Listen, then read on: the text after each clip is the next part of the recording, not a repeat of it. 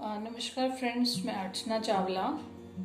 आज सिर्फ मैं कुछ ऑब्जर्वेशंस आपके साथ शेयर करना चाहती हूँ जो मैंने की हैं अभी इस कोविड पीरियड में। हाल ही में मेरे फादर भी हॉस्पिटल से डिस्चार्ज हुए हैं इस कोविड बीमारी से लड़के।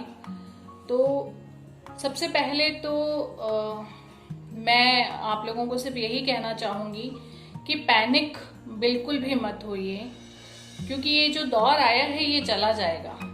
चीजें कभी एक सी रही नहीं है। मैंने ये चीज इन दिनों में बहुत सारी नोटिस की है कि किसी अपने को जब दर्द होता है, चूंकि बीमारी कोविड की है, अछूती सी बीमारी है, तो बहुत से लोग मिलने वाले ऐसे भी हैं जो सामने से किसी का फोन उठाना बंद कर दे रहे हैं या बात करना बंद कर दे रहे हैं, या उनको ये टेंशन है कि सामने से कोई हमारी हेल्प मांगेगा। तो सबसे पहले तो मैं यही बोलूंगी कि ये जो अभी टाइम है, ये टाइम आपका दिल से सोचने का नहीं, दिमाग से काम लेने का है। पर ये भी है कहीं ना कहीं कि आप जिसकी भी सेवा कर रहे हैं उनकी सेवा आपको दिल से करनी है। आप ये मानिए ना कि डॉक्टर्स की पूरी टीम आप लोगों के साथ खड़ी है, तो प्लीज डॉक्टर्स की सुनिए, उनकी बात को समझिए। क्योंकि अभी एक कहीं पे ट्रेंड भी चल रहा है, फला ने क्या दवाई ली, उसने क्या दवाई ली, आपस में एक दूसरे के साथ हम दवाई शेयर कर रहे हैं। या अरे उसको तो हॉस्पिटल से 3 दिन में छुट्टी मिल गई, मुझे नहीं मिली, मुझे ये इंजेक्शन नहीं मिल रहा है, मुझे ये नहीं मिला। इन सब छोटी छोटी चीजों से ना पेशेंट के साथ वाले जो अटेंडेंट है वो बहुत ज्यादा पैनिक हो रहे हैं। लेकिन पैनिक होने से आप किसी भी चीज से लड़ नहीं पाएंगे। लड़ने के लिए तो आपके अंदर आपका खुद का एक जज्बा चाहिए, और वो जज्बा आपके इंटरनल जो है हिम्मत और हौसला आपका जो है उसी से आएगा। अभी हाल ही में हमारे किसी मिलने वाले की डेथ हुई थी, तो जब पता चला कि क्या रीजन रहा, तो उन्होंने यही बोला था कि डॉक्टर से जबरदस्ती छुट्टी लेके घर पे आ गए कि बहुत ज्यादा दिन हॉस्पिटल नहीं रहना है। या तो प्लीज मेरे प्यारे दोस्तों, जो पेशेंट्स हैं उनसे भी मैं यही कहूंगी कि टाइम है, अपनी केयर करिए, अपने अपनों के लिए अपनी केयर करिए, क्योंकि आपके जो अपने हैं वही आपके साथ रहेंगे।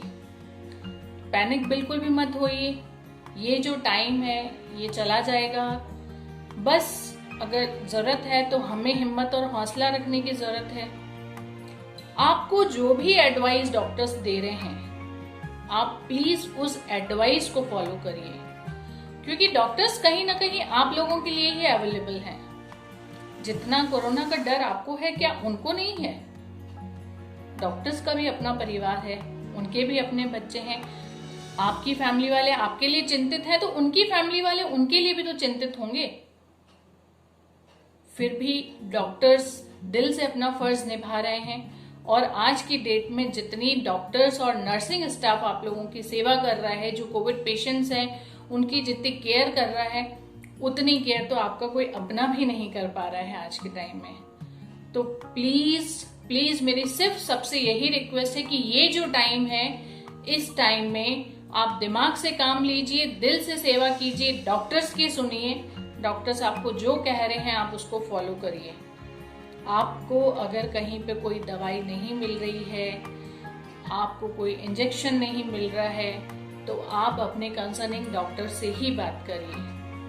आप वहीं के स्टाफ से पूछिए, वो डेफिनेटली आपके लिए अवेलेबल कराएंगे, क्योंकि आज के टाइम में डॉक्टर्स आपकी सेवा में खड़े हैं। और एक ये जो कहावत है कि डॉक्टर कहीं ना कहीं भगवान का दूसरा रूप होता है, तो आज का जो टाइम है, आज के टाइम में तो जेन्युइनली एक डॉक्टर ही है जो भगवान का दूसरा रूप लेके आपके सामने खड़ा है। उसके साथ साथ आपके लिए पूरा नर्सिंग स्टाफ खड़ा है।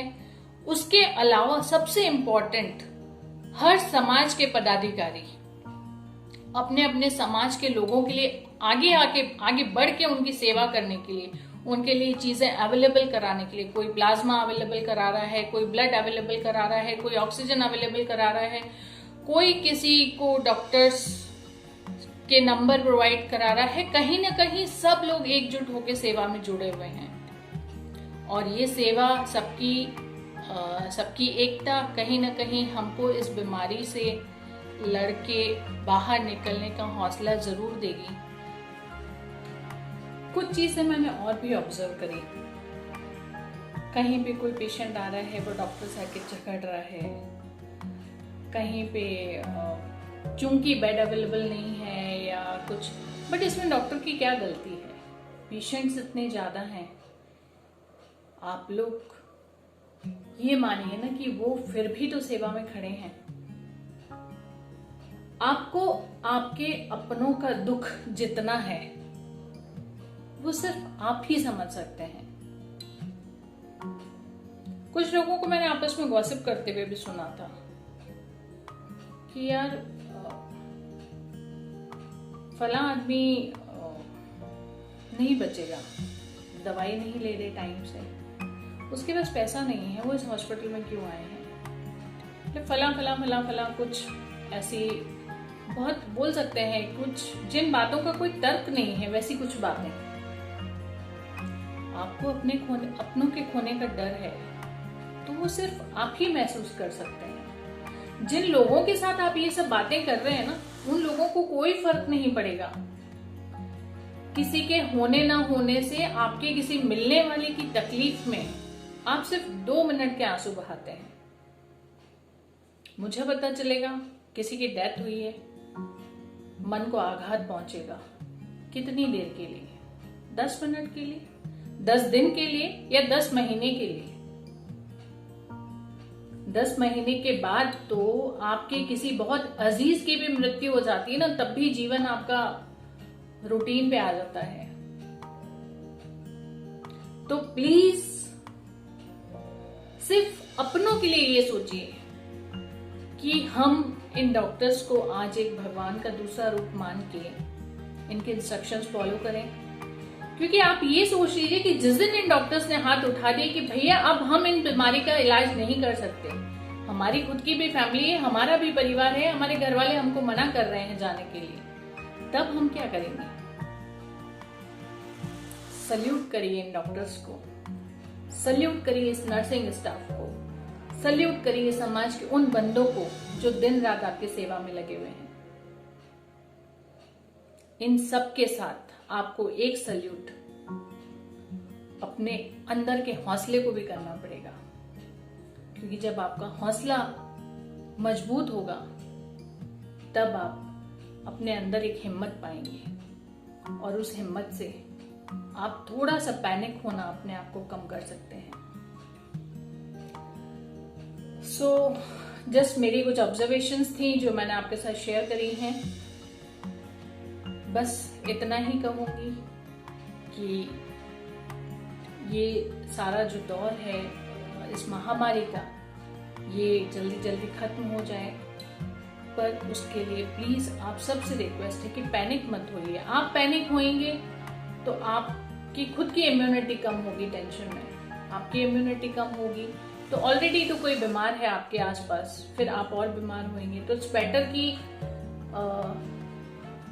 दिमाग से सोचिए, दिल से सेवा कीजिए, डॉक्टर की सुनिए, पैनिक मत होइए, तसल्ली रखिए, उस ईश्वर पे भरोसा रखिए, सब कुछ अच्छा होगा। Thank you so much.